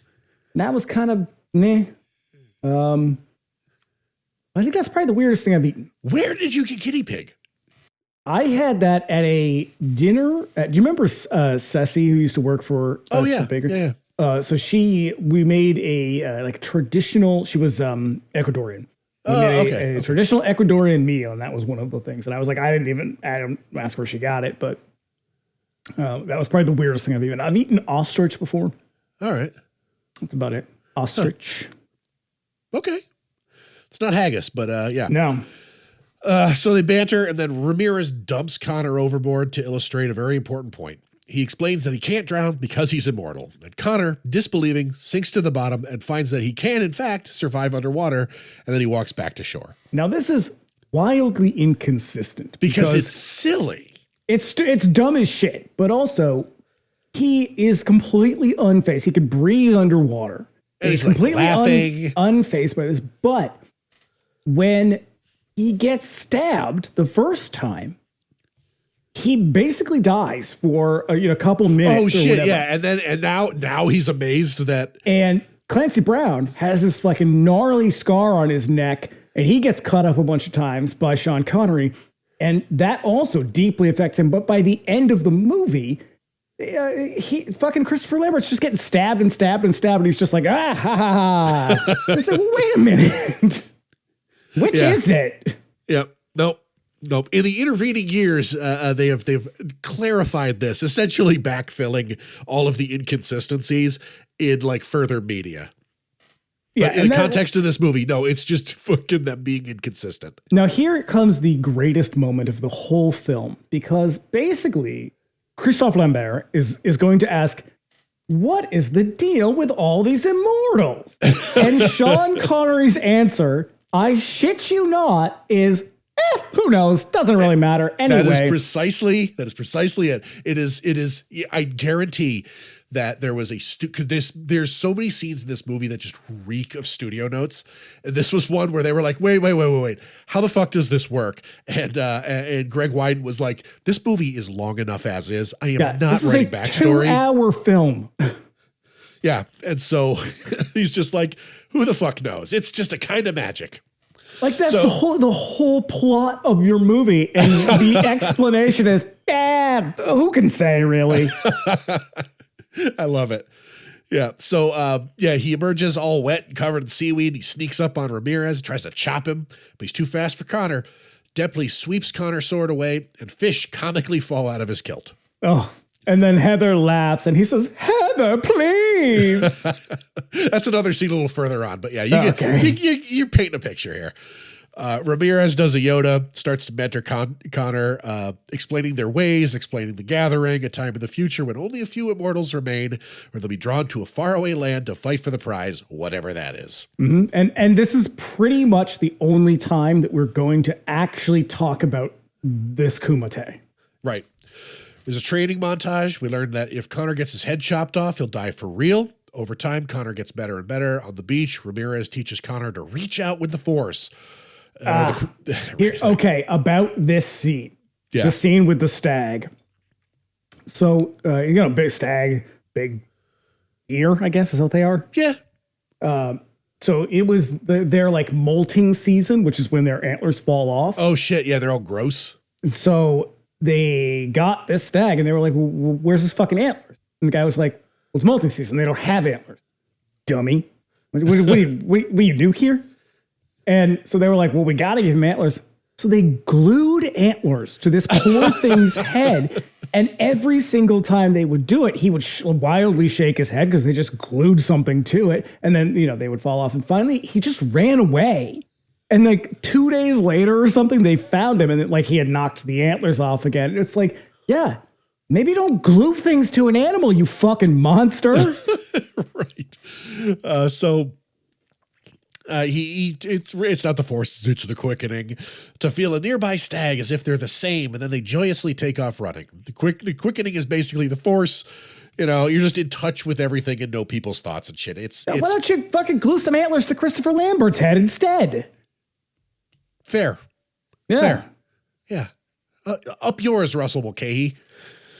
And if you know, it's not like he made stunt rock. He doesn't get a pass for everything. So on a big rocky cliff, they spar some more until Connor knocks the sword away, sending it flying off the cliff, which must have been a pain to recover. In the town square, Connor and Heather buy some supplies. Ramirez explains the more immortal stuff. They can't reproduce like regular people. Ramirez suggests that he leave her because he'll outlive her and will have to watch her grow old and die. And this is where we get some real Christophe Lambert, real sad pouty face. Oh shit! It's what I think it is. What you could call a sulky puss. He does. He's got it. He does. He does haunted well. Yep. He does brooding well, and he does. I don't know if I'd say he does brooding well, but. You saw him in that fucking opening scene, just brooding the shit out of that scene. He was. They even highlighted his eyes with light. That is true. Okay. He explains that his last wife died and he was ruined by the loss. Also, her father made him a sweet, one-of-a-kind sword nearly 1,000 years before such swords appear in Japanese history. Connor is unamused. Here's my theory about this. They were like, this is a studio note where they're like, yeah, hey, ninjas are really hot right now. Is there a way you could work ninjas into this? You are probably right about that. Yep. Yeah. Because at the very beginning, I'm like, why does it was not the scripted sword. The original. No, I was like, why does he have a samurai sword? Yeah, because, ninjas and shit. Yeah. You know? But originally he was that sword that he's got in the past was supposed to be the one that he kind of carries forward. Yeah. Connor tells Ramirez about his encounter with the Kurgan, and Ramirez knows of him. He's descended from a brutal people and the strongest of all the immortals. And if he wins the prize, humanity is fucked. So there you go. There are the stakes. BT dubs, those brutal people, because it's the 80s, who are they? Russians. That's right. Yeah. The Kurgans were like a real people from the steppes, but there's this shit about them being like brutal and stuff is not fucking true. It's just they're Russians. So later on, that guy who's got the guy with the machine guns and stuff, his t-shirt says, hey, Moscow, up yours. Yep. Saw that. Yeah. So later on, it's not clear where Connor is, but Ramirez drinks wine with Heather. When he's overtaken by a troubling feeling. This scene feels very much like something critical was edited out. Because it's like, why isn't Christopher Lambert there? It's not like he ran out to pick something up at the store. Oh, yeah, and it is never explained. It's like much of the movie. There is never explained why he's not there. It's like the middle of the fucking night. You just needed him to not be there. Yeah, and they needed, they just wanted a big, like, dramatic one-on-one thing. Like, that's the thing. It's never explained where he was, where he went, why they were alone together. But yeah, he has Heather hide as the front door is bust in, and the Kurgan crashes through. They have I have one question for Clancy Brown. Is it a wig? Oh, the wig work in this movie is so good. Yeah, well, good is the word. They have a crazy sword fight. Ramirez nearly gets Kurgan's head, but he only cuts his throat badly. In this bizarre, very fragile castle that they live in, it just starts to no, it's because they're so apart. Fucking powerful and strong and shit. But it's like all kind of crumbling in, like it's like the movie ride at Universal Studios where like a big plume of smoke and like that noise machine goes off and then the wall sort of crumbles in a little bit on them. Yep, they fight up the steps and every sword hit just smashes the shit out of the castle walls until it falls down around them. Ramirez stabs him through, but then the Kurgan pulls the sword out and continues the fight. It is awesome. At the top of the steps, as the castle crashes down around them, the Kurgan gets the best of Ramirez and runs him through before chopping off his head, taking his power. So now back in the present, Brenda goes to the antique store and argues with Rachel, Connor's assistant. She's dying to know about the sword and the Kurgan, and then Connor invites himself to have dinner at her place. Mm-hmm. Because he's like, well, you're a woman, you must cook, right? Right. By night, he talks to Rachel, who knows his secret. Flashback to France, maybe. Looking like the German invasion. Connor is on the run and in the middle of the chaos. He hides in a barn as Nazis shoot the place up. I believe it's England. She is, Rachel is British. Oh, okay. They never fucking fought on, whatever. I don't want to do that. So he rescues her, but he is shot by an SS. I know, you're like being pedantic about Highlander. I know. Leave me alone. He rescues her, is shot by an SS dude as he leaves, inadvertently revealing his secret. And then he steals the dude's gun and hoses him down with bullets, and then they leave. Because it's the 80s and the Nazis were still bad. Right. And so, fucking remember that. Remember that. Mm-hmm. Those are good times. Back in the present, she gets real with him about how he keeps everyone at a distance. Then he heads over to Brenda's, where she is preparing for him by loading a revolver and hiding a tape recorder in a nearby box. And he arrives with a bottle of Hennessy and a gift for her. When she's off in another room, Connor looks around and finds the gun and the tape recorder, because of the quickening, of course. Mm-hmm. And he also spots a cop watching the apartment from the street. It turns out that she's been lying to him about what she does for a living, and she explains that she works for the museum. And then he urges her to open the gift, and it turns out to be a copy of the very book that she wrote, revealing that he knows who she really is. And then she begs him to stay because she really just wants to know about the sword, because it shouldn't exist. And hey, she is won over by his charm, of which he has very little. He leaves and flashes back to Scotland again, where his home lies in ruin, while a great Queen song plays. After a bit of a montage, he calls out to Heather, who comes up over the hill, now an old woman, and then they spend her last moments together, and he sends her off with a fond memory of the Highlands, and when she's gone, he buries her body and burns the cottage with that incredible fucking shot with the sword in the foreground. Mm-hmm. But again, it's that music video, like cinematography. All the way. All the way. In the present. In those moments, in these kind of like, long shot moments, everything looks really fucking cool because it looks like a music video. So like they're really dramatic shots over and over again, which really that's the thing is like, there are so many fucking movie moments in this, right? Where like, because that's what a music video is. Yeah, like even if that's right. I mean, it might as well be where it's just like you got 3.5 minutes to fucking get your point across, to tell a whole story. Yeah. But yeah, like this, there's, as stupid as this movie is, like it is marked by a bunch of just really fucking awesome cinematic techniques that just really make the movie interesting to look at. So back in the present, Connor meets another immortal on the bridge over the pond in Central Park. And it's who is this guy? Doesn't fucking matter. Nope. Don't matter. Don't get too used to him because he's about to die. Like he seems like another one where like this character feels like he probably had a bigger role at some point. I know. I feel like this script just got butchered and beat up because like you could remove this scene and the scene where he fights the Kurgan and it wouldn't matter. As a matter of fact, it might make the movie a little quicker. All this bouncing back and forth. It's like you could pick some of these and keep them. Get rid of the rest.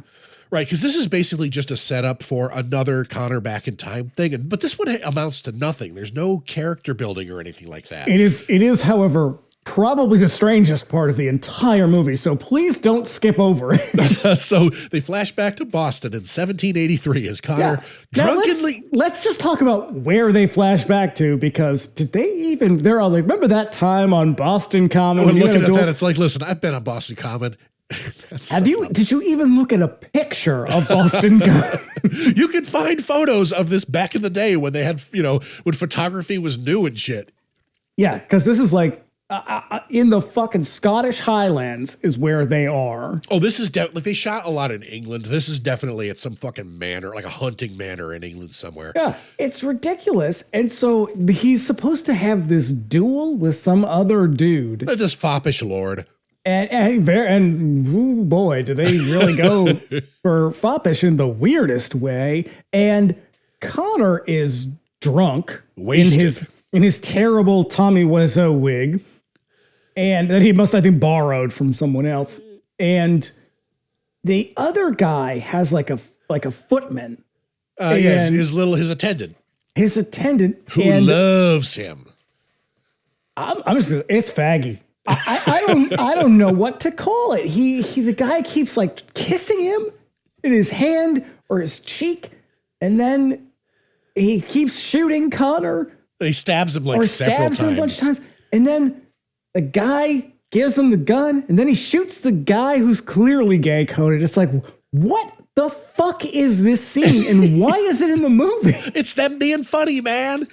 Like, cut this dumbass 10-minute fucking scene. Again, this movie is long and it feels long. They could have cut this shit out and it would have been like a quicker little movie because it doesn't go anywhere. And it's also not very funny. It's just, I don't know. And like there are maybe that's one of the reasons that also like I don't have a lot of fond memories about it. And so watching it this time, like I feel like they're just padding the fucking runtime with all this extraneous bullshit that does not need to be. I would say they didn't need to pad it. Like it's, yeah.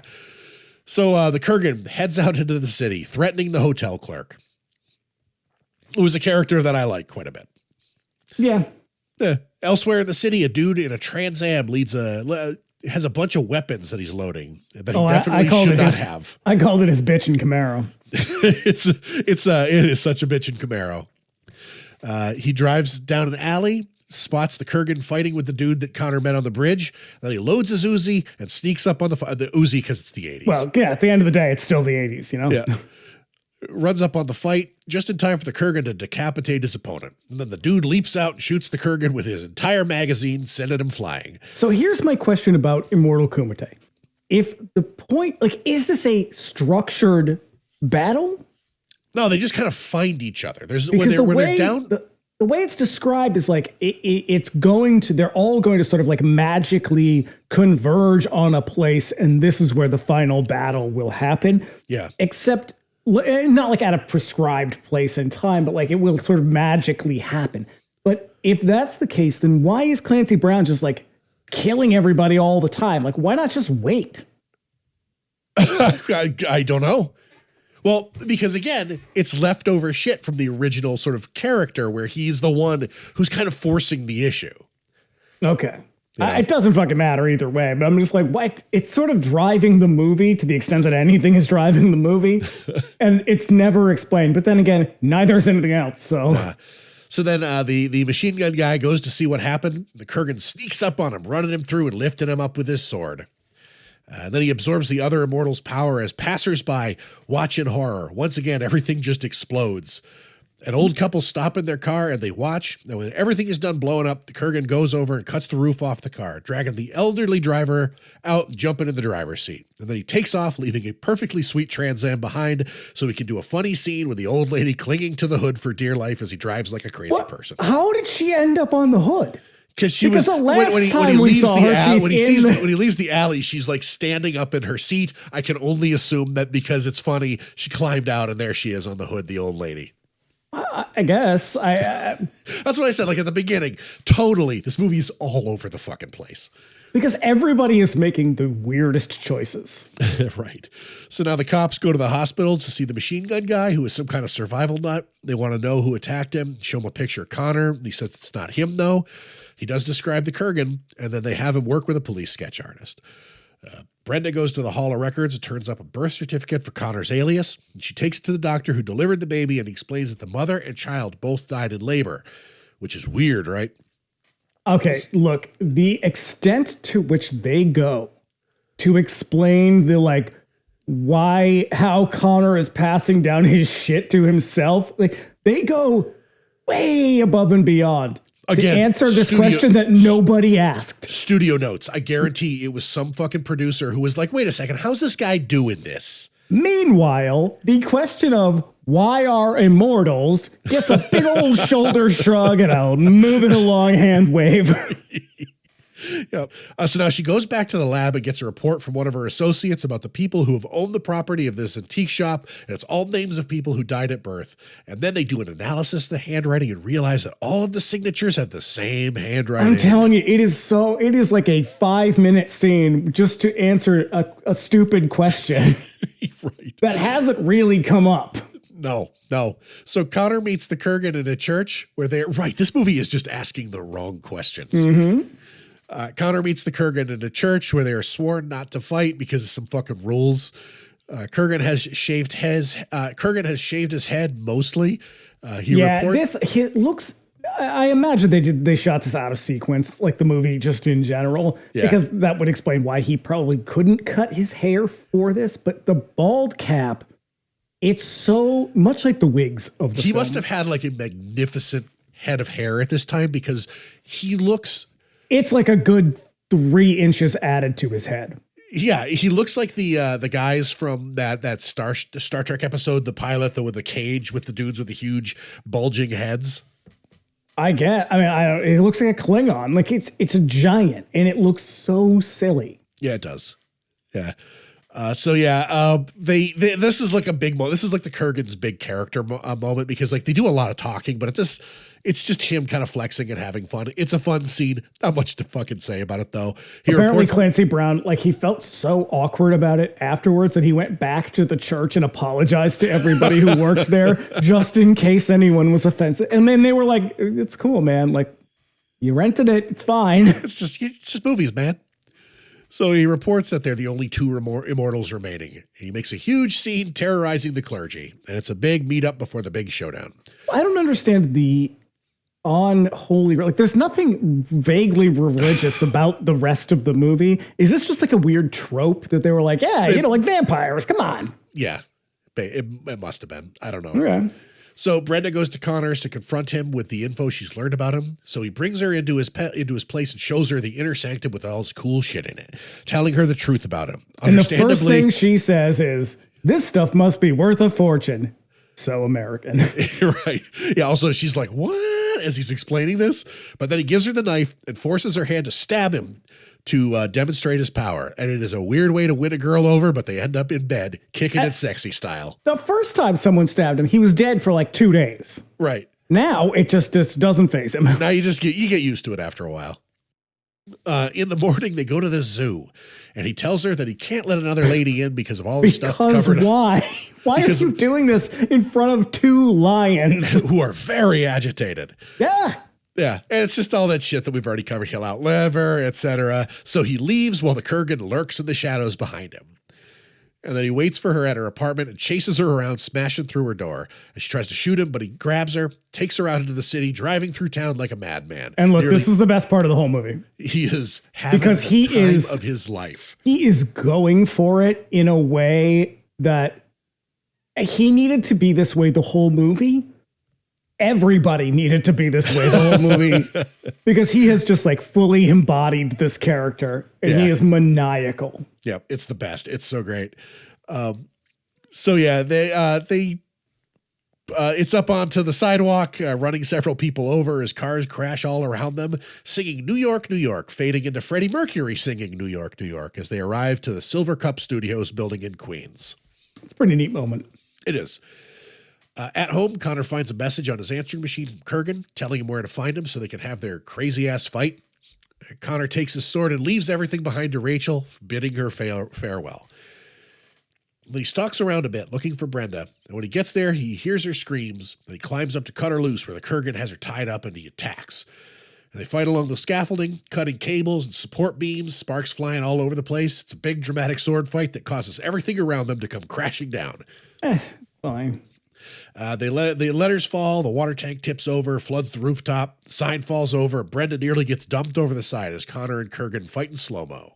It all feels very, again, it feels like the Universal backlot movie to a ride. Like it just feels like everything's just happening. I love this scene, and I agree with you. And I think honestly the reason is because there's no optical shit. It's all done like in real time. There's no composites. It's just it had 14 cameras running and all of them just collapsing around the cast as they fight. And it was all done in one take because they only had one take. They were like, look, we've got another tour group coming through. This is it. Back to one. Yep. It's again, like in a movie full of like pretty impressive filmmaking shit. Like this is like the feather in its cap. It's a cool scene. It's like 8 seconds of film, like all played in slow-mo. It's cool. Yeah, I mean, it's fine. I don't dislike it. I'm just like, hey, I don't know. Yeah. The rest of the movie doesn't make any fucking sense either. Here's the thing. With Connor a little busy fighting a crazy madman with a sword, Brenda is left to save herself and climbs back up on the roof. And this is my favorite thing about this character is that in a movie with hardly any women in it, written by guys who just clearly don't know what the fuck they're doing with women, she saves Connor twice and rescues herself. Yep. Which again, that's why I'm like, can't you? He's like, I'm telling you, like someone's wife read the thing and was like, yeah, okay, maybe at the end, because otherwise you got a lot of real bitchy characters here. Right. So yeah, she climbs back up on the roof. They continue fighting. I think the water is supposed to be electrified because there's like electricity arcing all over the place, including the fighters. They struggle until they crash through the skylight, falling to the empty studio floor below. Dramatically backlit, they square up for more fighting. Connor loses his sword. It looks like it might be curtains for him, but here comes Brenda with a pipe to distract Kurgan, and it works. He gets his sword. I say Brenda's real handy with a pipe because this is not the first time she's done this. No, she has done this once before. Pretty fucking good.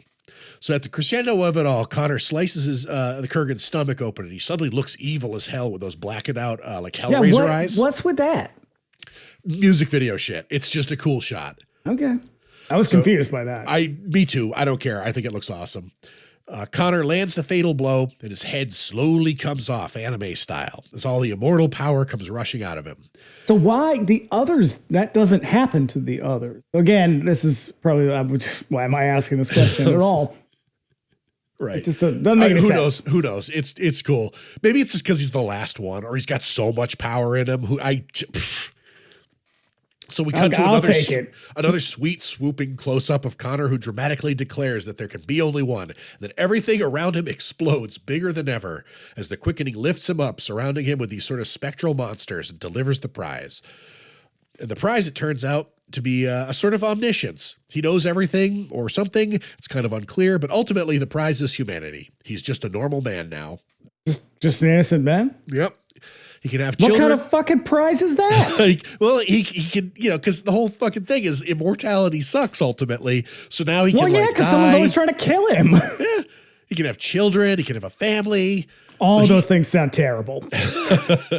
He and Brenda go back to modern Scotland and shows her his home. And then they happily kiss in scenic Scotland, fade to black, roll credits. Oh, you forgot the weird voiceover at the end. I guess that was what you were describing. Yeah. It's all told in VO in this weird flashback montage. Yeah. It's, I love it. I don't care. I fully recognize how fucking stupid this movie is. It is a lot of fun. I think it is just enjoyable from fucking start to finish. It is deeply flawed. It jerks all over the place. It cannot decide if it's trying to be funny.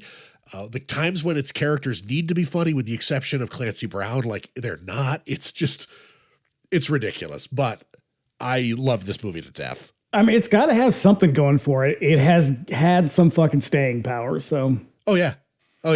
And I mean, and there's even there's another fucking reboot on the way. Oh, God. So you can't get rid of Highlander, man. Everybody fucking loves that shit. Jeez. Well, there it is. So then the answer to the question, does it stand up? Hell yeah. I guess. I mean, I think that they did. There is some technical achievement here. It looks pretty cool at various times. The story is dumb as hell. I don't particularly like any of the actors. Clancy Brown carries the movie as best he can. He plays it to the hilt, and he's great. Yeah. I mean, I can't imagine I will feel compelled to watch this one again anytime soon. So, yeah. Well, Highlander. That's Highlander. That's Highlander. You just got Highlanded.